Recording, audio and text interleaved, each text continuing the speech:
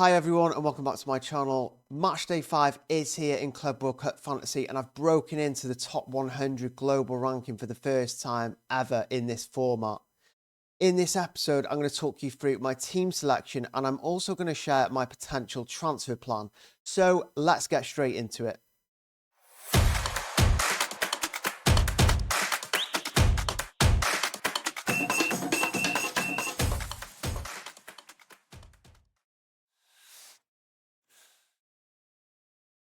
So guys, I actually had a really good match day 4 in the end. I ended up on 112 points and that was largely due to a couple of the players here, a handful actually.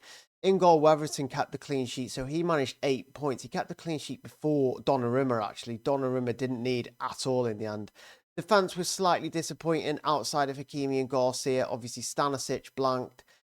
Anton blanked too. But Garcia picked up 9 points. Hakimi was a massive success for me again. Second consecutive week in which I've captained him for a clean sheet and a goal.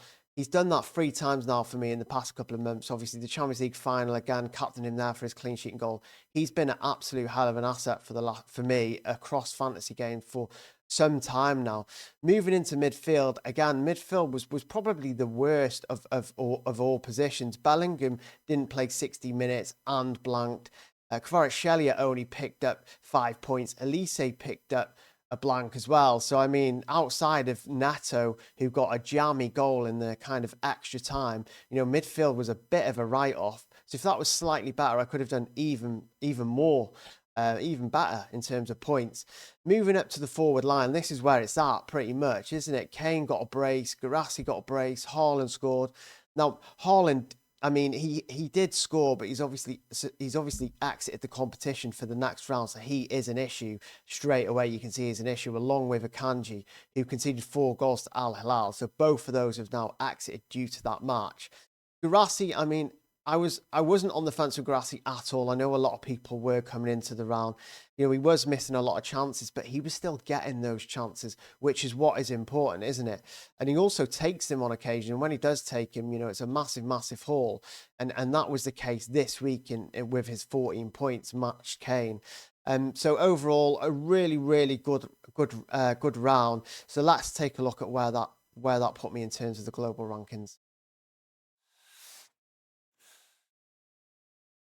So guys, that 112 points in matchday 4 has rocketed me all the way up to 86th in the global rankings worldwide. So I'm really happy with that. I'm into the top 100. My aim ahead of the competition was to get a top 1k finish. It's a general target for most competitions like that. And after a really ropey Euros fantasy campaign, I'm just really glad to be, back amongst some of the best managers in the top 100 in the world. It really is a fantastic place to be at this point in the competition because it does get tighter. The swings are small. It is a little bit tougher to gain rank. So to be in this position later on in the season during the lat stages is really fantastic. So the aim now is to obviously maintain that and try and push on from here. Obviously, I'd be super happy with 86th in the world. To finish in the top 100 would be brilliant. But I am going to try and be a little bit more aggressive. I am going to approach it a little bit differently. So let's take a look at my matchday 5 plans. So in between the sticks, I've got 2 playing goalkeepers this week. I know a lot of players out, a lot of Club World Cup fantasy managers lost a goalkeeper or even 2 in the previous round, which is obviously unfortunate. But don't worry, they are the lowest potential point position goalkeepers in the game. I wouldn't be looking to immediately replace them if I lost goalkeepers unless I had an abundance of free transfers to spend. So in terms of my own team, I've got Weatherton who faces my own team, Chelsea, a team I support. I do actually think Chelsea will win that game. I do think they'll score. They've scored 10 goals already, so I do think Chelsea will probably score 1 or 2 this week. Although Palmeiras have been defensively quite stable, I still think that I could potentially lose Weatherton this week. But if I do, I've still got another goalkeeper on the bench ready to come on. I've got Donnarumma. Now, his fixture doesn't get easier either in terms of from a defensive perspective. He faces Bayern, who were one of the kind of most consistent attacks in Europe last season. So, but PSG do have it in them. We saw their potential to keep clean sheets in the Champions League, against Arsenal, against Inter in the Champions League final. So they could well keep a clean sheet against Bayern this week. If they don't, and if I lose both goalkeepers, then I'm unlikely to replace them at this stage in the competition again, unless I had an abundance of transfers. Most weeks they probably get 6 to 7 points. They did get 8 points last week, but that was mainly due to obviously the qualification boost being in play for me. So outside of that, they would have only got 6 points. So again, goalkeepers, don't worry about them at all. I am lucky that I've got 2 this week. So let's just see if I can keep at least 1.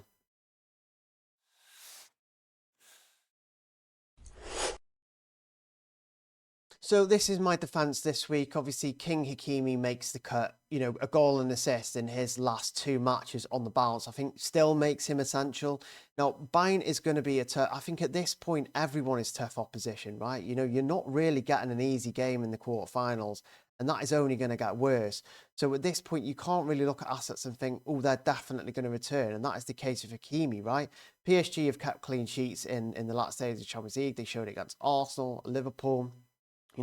They also showed it against Inter in the Champions League final, and obviously they've capped a few clean sheets already, 3 out of 4 actually. So I do think in any given game, Hakimi is a fantastic asset. He could score, he could assist. You just never really know. So he makes the cut. I also really like Garcia this week. Real Madrid, again, last stages of the competition's such a really good side, aren't they? They've won the Champions League more than any other team for a reason.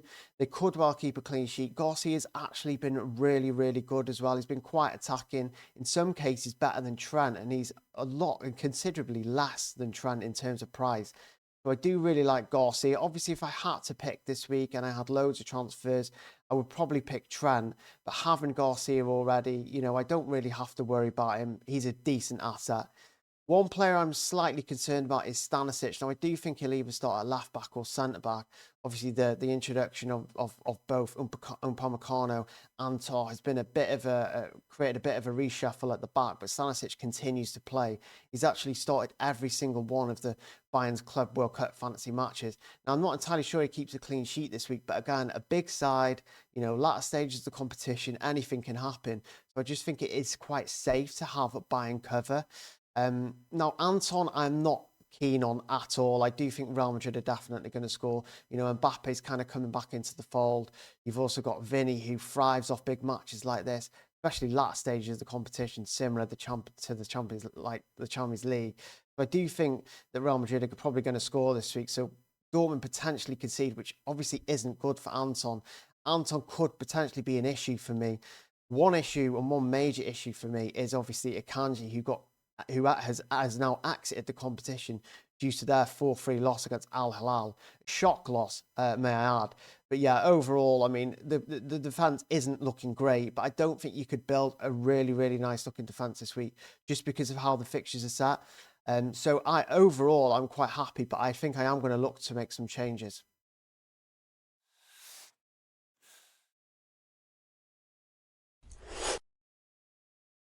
Now, you can see a problem straight away for me. You probably be able to see that Joe Bellingham hasn't got a fixture. Now, although Dortmund have progressed and do face Real Madrid, Joe Bellingham picked up another yellow card in the last match, which means he's suspended annoyingly. I think that's fine, though. I think I was looking to get rid of him anyway, so him being suspended doesn't really affect me in any sort of way. Now, I know that'll obviously be a big deal for other people who kind of have more problems, but in terms of my own team, he won't be playing, and I do need to look to move him on. Another player that I'm not massively keen on this week is Vitinha. Now, although he did play Inter Miami in the previous round and did okay, obviously with the assist and qualification bonus, he's not a standout midfielder among all standout midfielder picks, right? He's not a constant threat. He's not a huge goal threat outside of penalties. He could still do well against Bayern this week. But I do think if you're looking to target, fixtures elsewhere or defences elsewhere, he could well be a scapegoat. He could easily go. Now, Kvaratskhelia is a little bit different, obviously. Bayern have been a little bit ropey defensively. We saw that against Flamengo. Flamengo actually scored 2 goals. So I do think that selling all my PSG attackers because PSG faced Bayern would be devastating if it PSG did score as I predict they will. Now, if PSG do score, I think Kvaratskhelia will be amongst the goals. I still think he is their most match-ready midfielder. You know, Dembele's always come back. Barcola hasn't been great. Ramos obviously plays up front, but he's quite poor, isn't he? So I think Kvaratskhelia remains their standout. You know, he's been hit and miss. He got 5 points in the last round, but I don't think you should be selling him because of that. Now, I also have, obviously, Chelsea's Neto. I think Chelsea are going to score a couple of goals against Palmeiras this week. Chelsea have scored 10 goals so far. I know a few of them did come against Benfica in extra time in the previous round. But again, I think this is a fixture that Chelsea can score goals in. Palmeiras have shown they can be good defensively. But I just think Chelsea are going to score this week, and Neto is probably their standout. He's scored in 3 of the 4 matches so far. So for me, he's probably going to stay. The same as Elise. You know, he's Bayern's best attacker. Bayern have shown to be relentless offensively, and I don't think PSG do have the best defense in Europe. You know, they've proven themselves defensively, but this is still Bayern, right? Bayern can score goals. They've got some of the best attackers in Europe themselves. So I think selling Elise when he got double digits for goals, double digits for assists, he's been excellent in the Club World Cup so far. I think selling him could be a major mistake.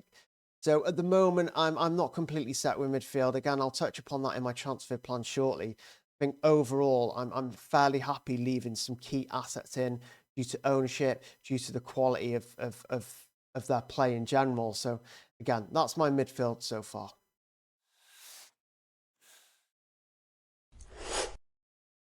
Moving into the front line at the moment, you can see that I've got Harland out. Harland is obviously definitely a problem for me. He's exited the competition.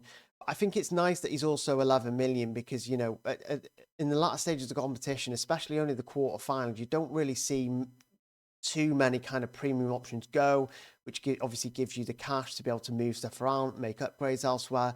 So although obviously Harland is a loss, and I understand that he's probably a major problem for other people, it's actually good for me that I've got a striker, you know, that I could just sell and get funds from. So I'm not going to say I'm really happy that Harland has exited the competition, but I'm glad that I've got funds now in which I can use for other positions. Now, 2 players who will definitely not leave my team are Guirassy and Kane. Now, Guirassy does face Real Madrid. We have to remember, though, although Real Madrid may be favourites going into the game, how good Guirassy can be. He can be bad, he can be very frustrating, but it can also be an absolute nightmare for the opposition. 2, 3, 4, 5 big chances per match. Do not let this guy leave your team at this point. You know, he scored a hat-trick against Barcelona, and I've said this a few times now because he's a big game player. He scores when his team needs to score. Guirassy scores. We saw that in the Champions League against Barcelona with his hat-trick. We saw that against Monterrey. You know, big game. They had to win that game to advance to the next round. And just when Dortmund needed him, he came up with the goods. So I think getting rid of Guirassy at this point in the competition would be unwise. Now, Kane is similar. You know, PSG are PSG. They're obviously a very good side. They're probably favourites to win the whole competition. But I still think that losing Bayern attackers, again, as covered with when discussing Michael Elise, I do think, you know, getting rid of Bayern attackers is not good. It's just, it won't be good because although PSG, you know, could well win the game, also Bayern could also win the game too, right? And they could score 2 or 3 goals. You know, PSG haven't got an amazing defense. They're not, you know, defensively unstoppable. They can concede goals. You know, we have seen that in the past. We saw it against Botafogo, them leak a goal. We've seen them leak goals in the Champions League as well. Now, I do think that everything falls to Kane, though. You know, everything that Elise provides falls to Kane. He's on pans as well. I just think the safest option is to buy Kane. And there's not really too many standout striker options this week, right? You know, you look at the teams still involved. The Chelsea strikers rotate quite often. You know, Fluminense striker kind of comes off early. You know, there's not loads of convincing options, alternatives out there at the moment.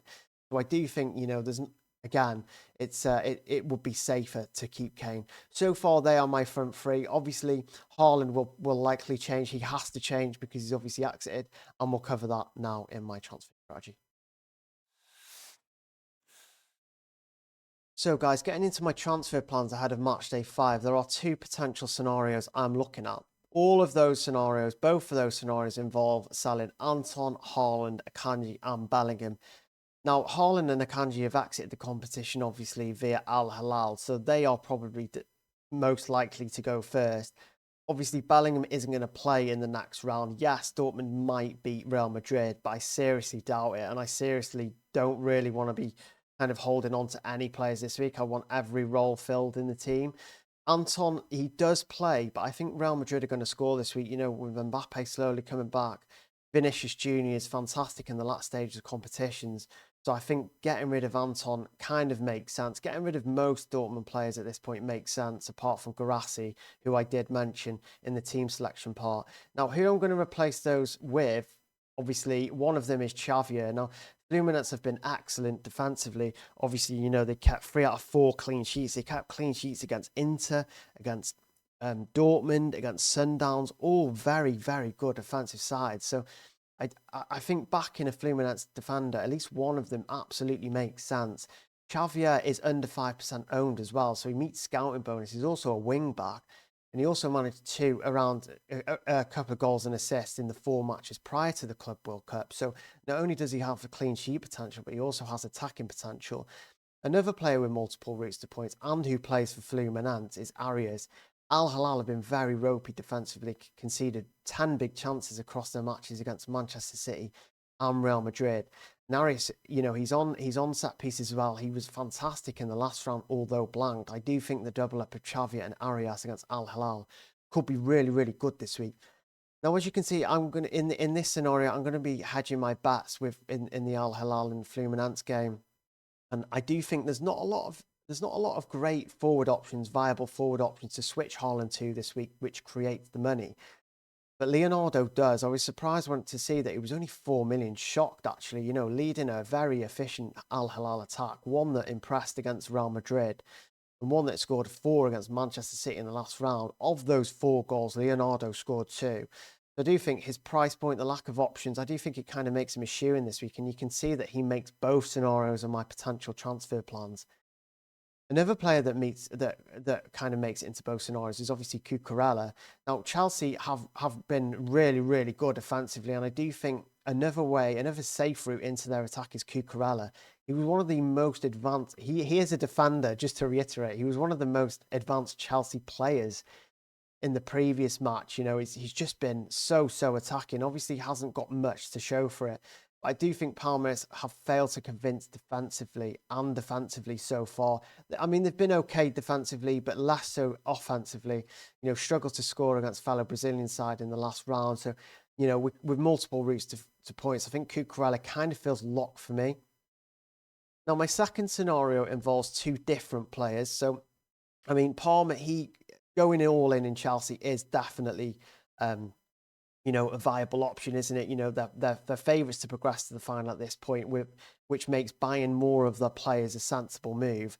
Now, obviously, Cucurella is in that scenario anyway, but so is Palmer. You know, he takes pans. He got a couple of assists recently. You know, he's starting to kind of maybe tick a little bit more, starting to get a bit more into it. So I do think having him is safe. You know, I do want Palmer back. I feel unsafe not having Palmer, to be honest. Now, another defender I plan on bringing in, if not a Fluminense, is Lodi. Now, Al Hilal haven't been totally fantastic defensively. Haven't been as good as Fluminense, or at least it feels, especially with the amount of chances they concede. But I do think Lodi is more attacking than Xavier. You know, he managed 10 attacking returns in the Saudi Pro League last season. So I think they're my options overall. I'm not kind of weighing towards one side or the other. Part of me wants to go all in Chelsea. Maybe that's my Chelsea bias, but going in all in Chelsea would kind of mean not going all in on Fluminense. And I do think Fluminense could be good this week. There's so many good strategies out there heading into Matchday 5. So let's hope I pick the right one. So guys, that was my Club World Cup Fantasy Matchday 5 team selection video with my potential transfer strategy. If you did enjoy this video, please remember to both like and subscribe, and I'll see you guys again soon.